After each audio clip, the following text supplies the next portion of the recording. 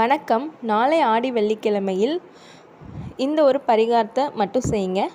உங்களோட பண தேவையை பூர்த்தி செய்கிறதுக்கு, அதுவும் உடனே பூர்த்தி செய்கிறதுக்காக இந்த பரிகாரம் பயனளிக்கும்.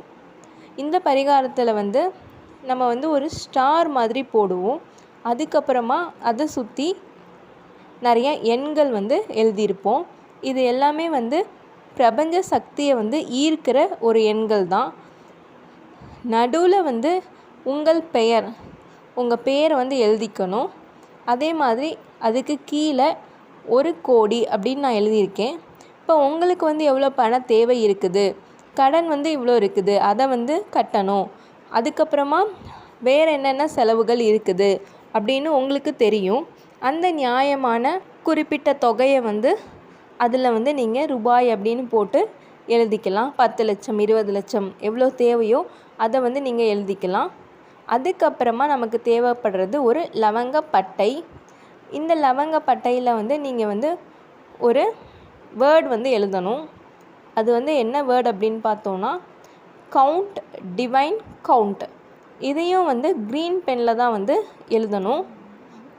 இந்த மாதிரி நான் வீடியோவில் காட்டுற மாதிரி நீங்கள் எழுதி வச்சுக்கோங்க.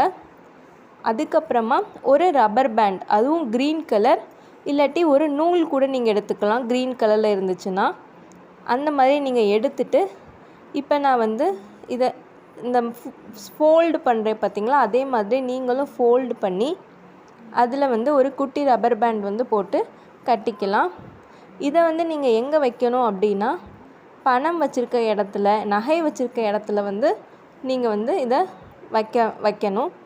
இப்போ இந்த காலகட்டத்தில் எங்கிட்ட அந்த மாதிரி பணம் சேர்த்து வச்ச பெட்டி அந்த மாதிரிலாம் எதுவும் இல்லை அப்படின்னு சொன்னீங்கன்னா, இப்போவே நீங்கள் என்ன செய்யுங்கன்னா, ஒரு சின்ன மர பாக்ஸ் மாதிரி எடுத்துக்கலாம், இல்லை மர பவுல் மாதிரி எடுத்துக்கலாம். இந்த பவுல்லையோ இல்லை பாக்ஸ்லேயோ நீங்கள் என்ன செய்யுங்க, நிறைய சில்லறைகளாக வாங்கிக்கோங்க. இப்போல்லாம் கடையில் நம்ம 100 ரூபா கொடுத்தா கூட 100 ரூபாய்க்கு நம்ம 5 ரூபா சில்லறையாக மாற்றி வாங்கிக்கலாம். அந்த மாதிரி 5 ரூபாயோ இல்லாட்டி 1 ரூபாயோ இல்லை 2 ரூபாயோ இந்த மாதிரி நம்ம சில்லறையாக அந்த மரப்பெட்டியில் அதாவது மர பாக்ஸில் போட்டு வீட்டில் வடக்கு பக்கம் வச்சிடலாம்.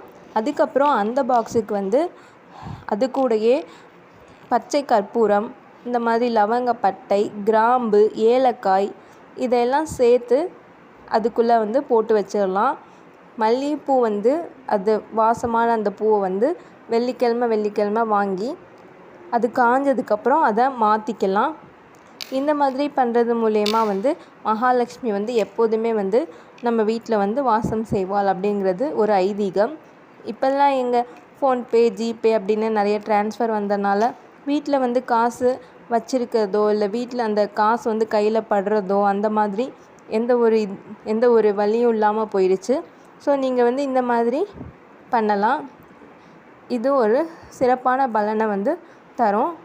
இப்போ நான் எழுதி காட்டினது நீங்கள் வெள்ளிக்கிழமையில் சுக்கிர வேளையில் எழுதணும்.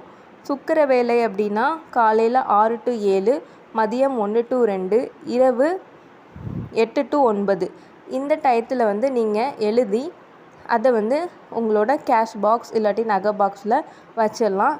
இது செய்கிறதுக்கு உங்களுக்கு ஒரு 5 minutes அவ்வளோதான் தேவைப்படும். இதை கண்டிப்பாக செய்யுங்க.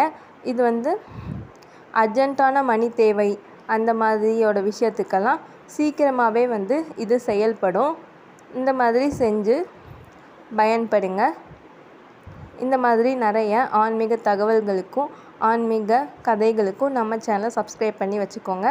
நன்றி, வணக்கம்.